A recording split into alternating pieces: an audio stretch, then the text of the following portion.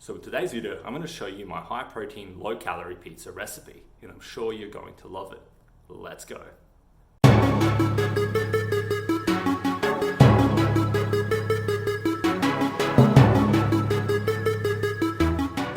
Hi, I'm Aleksa, climate dietitian, sports dietitian, and nutrition coach.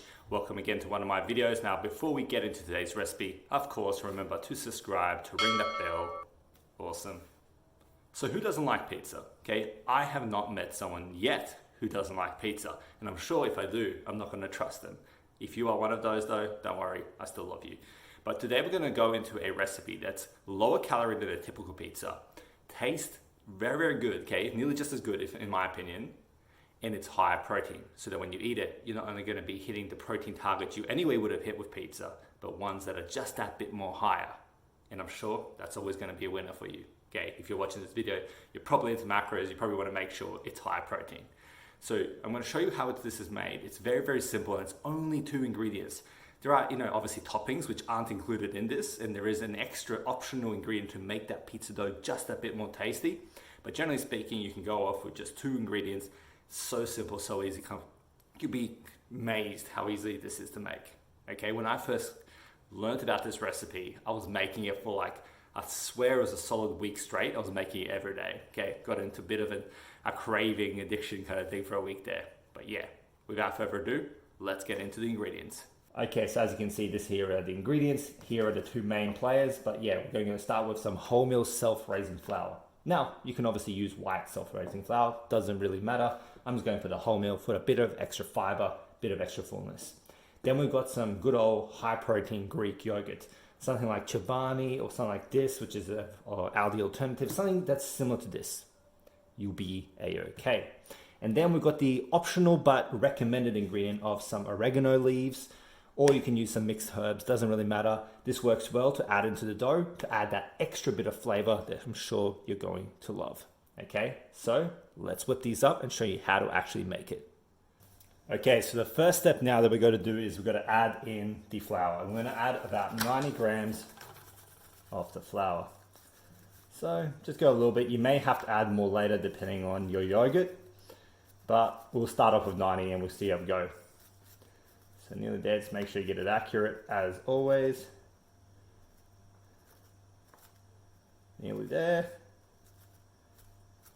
There we go, 91, 90, whatever, same thing. Now what we do is we add the yogurt, okay? With the yogurt, we're gonna add about 125 grams. So remember always to zero it out. So it's a more accurate, nearly there, 122, 123,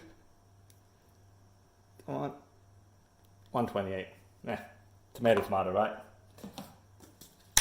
Now what we do is we add a little bit of the oregano. Like I said, this is optional, but I like it, okay? I like the extra flavor. Tastes more Italian, I guess. Now what we do is we just mix it in, okay? Let's move that aside, just mix it in until it starts forming a dough.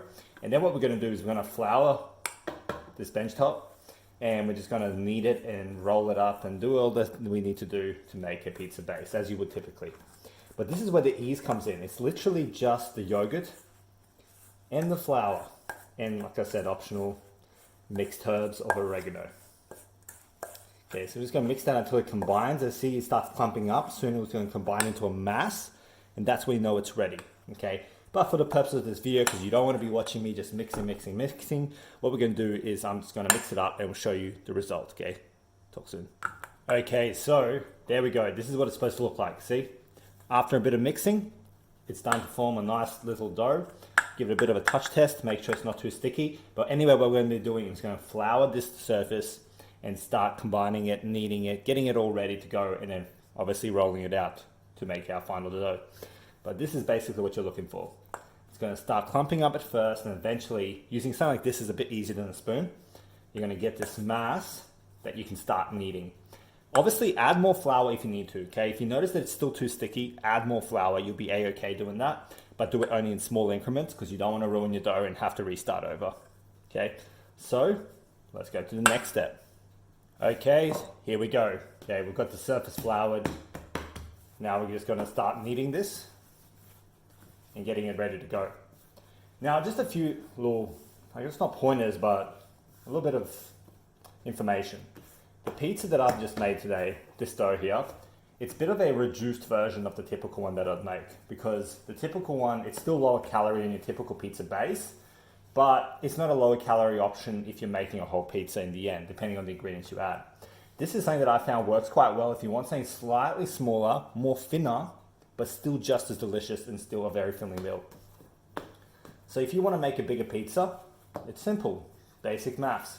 Just double up the ingredients that I've talked about before and you'll be a-okay. Generally speaking, with these recipes, it's volume per volume. So a certain volume of the flour for the equivalent volume of the yogurt, not necessarily equivalent in grams, so keep that in mind. And sometimes you have to go a bit higher in flour depending on the type of yogurt that you use. If it's a bit more runny yogurt or if it's a less runny yogurt, and so on and so forth. But it doesn't really matter. This is the pizza we're making today. Let's get it all nice and floured, ready to go.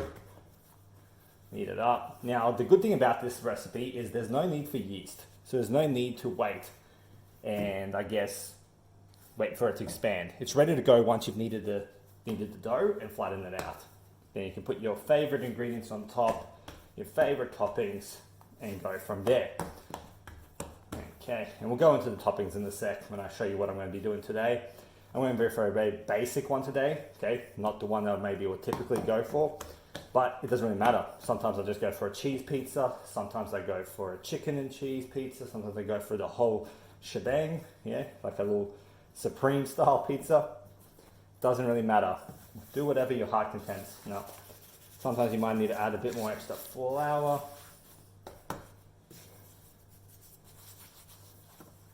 Just to get it the right consistency.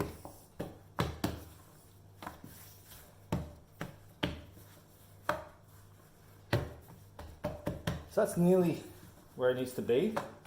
So what we're going to do now is going to get a rolling pin and roll it down and get cracking. Okay, let's get into it. Okay, here we go, our trusted tool, the rolling pin. Okay. Now this part's pretty simple. If you've made pizza before, you know what to expect, you know what to do, and you're probably more skilled than I am at this, but you just want to roll it, make sure it doesn't stick, so keep flipping it as needed, sprinkling it with a bit of flour. Apologies for that, just knocked the camera. Hopefully, there we go. Just want to make a pizza. So I've got a pretty big hand, so something a bit bigger than what a big hand would be what you're aiming for, I guess. That's a poor explanation, but just do your best. Just roll it to the point where you can get a nice pizza going, where it's not too thin and stretched out, but it's still a decent size, nice shape, all that sort of stuff, so you can get a good meal out of it. As you can see, I put a hole in this one, but that doesn't matter. You can easily patch that up and fix it as so. But this is nearly ready to go. So what we're going to do now, okay, so now what we have is a pizza tray with baking paper. I'm just going to put that there and put it on the toppings. Okay, so it's just make sure it's not stuck there. Place it there. You can do a bit of a stretch like this. As you can see, the pizza size is very comparable to what the tray is. That's when you know you've made a great pizza. There we go. So that's all ready to go. So what we're going to do now is put on our toppings and get it cooking. Okay, so as I mentioned before, today I'm going to be making a bit more of a simple pizza just for the sake of this video, because the main thing that I'm talking about today is the base. Okay, that's the thing you've come to watch. The toppings can be whatever you want. I'm going to give you a basic style pizza, some typical kind of amounts. Really the ones you want to worry about is the amounts for these two. The rest, all optional. Like I said, you'll be probably adding extra stuff to it. Ham and chicken or whatever. Doesn't really matter. Pineapple. Okay, because pineapple does go on pizza when you are in the mood. So first thing we'll do obviously is get the pizza sauce. Now, how much pizza sauce? Well, we're going to be adding about 90 grams, 90 to 100 grams. I like it a bit more saucier, so I go for 100 grams because we're going for about 80 grams of cheese. So it's a nice little balance that I found, okay? So first thing we're going to do is grab this, but you first got to get a scale. Apologies for the noise. Okay, so you can't see it there, but I'm going to be measuring out a scale worth of 90 grams of this sauce, or 100 grams really, to be honest. Now go in bits and pieces until you're used to it, because you want to be going over. You want to get it accurate. Nearly there.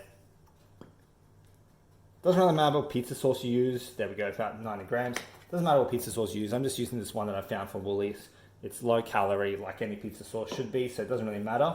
You'll be a-okay. So now what we do is just spread it, okay? Just like you would normal pizza. As you can see, it's really the dough today that's the difference maker. Everything else is very comparable to what you'd make already for a homemade pizza. Okay, whether it's a healthier option or non-healthy, it doesn't really matter. Okay, spread it there, see.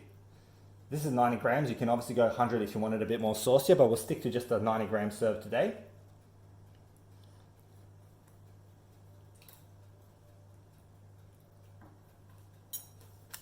So now what we do is we grab the 80 grams of cheese, but what I'm going to do today is going to be a bit different. I'm going to add half first, put the ingredients, then add the half second, because I kind of like that kind of crispier, more melted cheese on top. That's just my preference. So what we'll do is we'll grab about half of this amount and just sprinkle it on top, like so. Just add a nice cheesy base to put the ingredients on. There we go. Now what we're going to go with is olives, chopped up onion, and we're going to sprinkle some oregano on top as well for some extra flavor.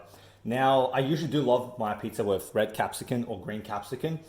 I do have some there, but I didn't chop some up. Just want to show you just the basics of it. So I'm going to just go with that today. Just sprinkle on the olives, like so.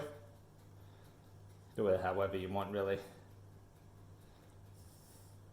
The world's your oyster. When it comes to pizza, it's really, there's no rules, really, unless you're talking about the base. Once you've established a good base, the rest is just how you feel. Okay, I could have done just olives on one half and just onions the other. Doesn't really matter. Okay, do what you feel like. Okay, there we go. Then we grab the onions. Just make it nice and uniform. I like to do it nice and even coat. I'm a fan of onions on my pizza. If you're not, skip this part. Like I said, doesn't really matter. I could have just gone with the cheese and oregano and it would be really delicious just the same. Okay, there we go. Now what we'll do is grab the rest of the cheese and just sprinkle it on top, like so. No, it doesn't look like much, but trust me, it melts in. And of course, if you want, you can always go for more cheese. Sometimes I go for 90 grams of cheese. Sometimes I go for 80. If it's a smaller pizza, I go for 70. Like I said, do what you need to do. Then we're going to just add a sprinkle of this. I'm just a fan of this. You don't have to add the oregano if you don't want. I'm a fan of that flavor. I think it's from how my mum makes pizzas. She would add oregano to it and this just brings back good tasty memories. So I go with it for myself. So that is pretty much ready to go. Okay, this is ready to go. So what we do now is get the oven ready and start cooking. Okay, so now we've got the oven preheating to about 200 degrees Celsius, fan forced, adjust it as needed. And for about 18 to 20 minutes is what we're gonna cook this pizza for. Like I always say, depending on your oven, you want to adjust your temperature or your time. Okay, it's something you might want to play around with. But with pizza, it's so easy. It's as simple as looking and seeing, does it look ready? Okay, if it looks burnt, you've gone over the top. If it looks underdone, you've not done enough. Very simple. Okay, so we've got this delicious creation ready to go. Okay, so I'm gonna put it in the oven and get back to you once it's done. Do a taste test, give you a macro and calorie breakdown, and we'll go from there. Okay. Catch you soon. A few moments later. Okay, so the pizza is ready, as you can see, and it is smelling really good, okay? But as you can see, hopefully I don't want it to slip and fall on the floor. That will be a very sad reality for me today. But as you can see, it's all ready to go. So we're gonna slice it up, have a taste test, break down the nutrition for you, and see what you're in for. Okay, let's get into it. Okay, so we're sitting down, ready to eat, ready to tuck into this delicious pizza, as you can see there. Very, very nice looking, okay? Smells great. I was looking forward to eating this all morning, okay? Because that's how much I love this recipe. And now I'm going to do a bit of a taste test, and then I'm going to break down the nutrition per base, and I'm going to also give you the one for the whole pizza that I've made here specifically, if you were to make the exact same one. But yeah, as you can see, it's very much a thin crust pizza. It's got a bit of bend to it, which is always good for pizza, as you can see. So it's a thin crust pizza, but it's not like thin and crispy, depending on how much you cook it, of course, in your oven. But as you can see, nice little bend there. Looks delicious, smells delicious. So without further ado, let's bite into this and see if it's a winner. Well, as always, I know it's a winner, but I know how much you like these taste tests. So let's choose this pizza here. Let's get some olives there.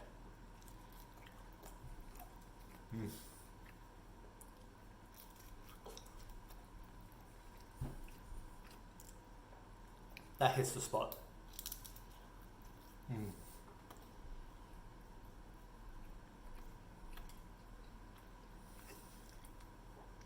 You can't go wrong with this pizza. It's ridiculous how good it is, considering the ingredients that you're using. It's ridiculous how good it is considering it's a much lower calorie version and a high protein version of the base, and just how easy it is to make. Okay, 2 ingredients. You can't go wrong with that. Now, as I mentioned, this is like a thinner crust version of their full recipe. The full recipe tastes even better. So as you can see, so you've got a lot to work with here. If you want to make it a bigger, more thicker pizza, it tastes even more like your normal typical pizza you might get from like a pizzeria or whatever. This here still hits the spot though. This is delicious. Even the crust is delicious. And as you can see, it's very basic pizza. I typically make this even more extravagant. Add some capsicum here, or bell peppers for if you're in America. I'll add some chicken, and I might even drizzle some sauce, okay? Some sauce on the top at the end. There's so many ways to make this. Obviously, it'll be more high calorie, but sometimes that doesn't matter. So many different combinations, flavor combinations you can make with this pizza to make it even more delicious. Okay, so it really is a winner. Now, in terms of the breakdown, because you want to know, okay, how much is the base though, Aleksa? Okay, cool, you told me this recipe, but I want to know if it's worth it for me. Is it truly macro friendly? Well, for this specifically thinner crust, smaller version of the pizza, you're looking at the following. 375 calories, very low for a pizza base. You're looking at about 21 to 22 grams of protein. That's actually pretty good. In itself, that is enough to initiate protein muscle synthesis. So as you can see, just the crust in itself has enough protein per meal if you're trying to, maximize your muscle potential. Okay. In terms of the carbohydrates, obviously it's going to be a pizza base. It's going to have a high carbohydrate content. It's got about 63 grams, and it's got only 2 grams of fat. I can assure you, typical pizza base from like a pizza shop, it's got a lot more fat than that. You can see it literally in the pizza box, the grease. Not that that's a bad thing. I love me some pizza, and I'll eat those kind of pizzas as well. But yeah, very low fat, this option. So if you're on watching your saturated fat content, this will be a good pizza as well. So that's what the breakdown is for a pizza base. It's only 375 calories, about 21 grams of protein, about 62 grams of carbs, and only 2 grams of fat. Now, if you want to know the whole pizza that I made today, okay, we're looking at the following. In total, for today, about 700 calories. Okay, that's actually pretty decent. That's not too bad at all, considering that a normal typical pizza will get you at least 1,000 calories. So you're already cutting 300 calories just by using this. That's bare minimum. Most pizzas are even higher. The protein, 44 grams. So if I were to eat this, I'd have a solid protein intake for the day for that meal. The fat, 23 grams, so, average. And 76 grams of carbs. So obviously it's not a low carb meal, but you're eating pizza. You didn't expect it to be low carb. And it's not like a cauliflower pizza where it would be low carb in its sense. It's just a typical replica. Think of it that way. It's a healthier replica of your typical pizza. So of course it's going to have a bit more carbs. But look at the protein, 44 grams of protein, only 700 grams of, 100 grams calories, grams. See, I'm losing my mind today. This pizza is making me lose my mind. 700 calories, 44 grams of protein, you can't go wrong. There, okay, that's what you need to know. So, I love this pizza. Now it's your turn, okay? It's your turn now to create this pizza, cook it up, and post your creations on Facebook or Instagram and tag me at the Climbing Dietitian, okay? I want to see what you're creating. And most importantly, I want to know by you commenting below, how do you find this recipe? Did you enjoy it or do you not like it? Have you actually tried it? And what did you think? I always was curious to hear what you guys think, okay? So let me know below what you think of this recipe. As always, like this video, okay? Like this video if this pizza recipe has made you salivate and want to eat some pizza. Subscribe, of course, if you haven't already done so you can stay in the loop with these recipes and learn something new. Of course, until I see you next time, stay classy Have a good one.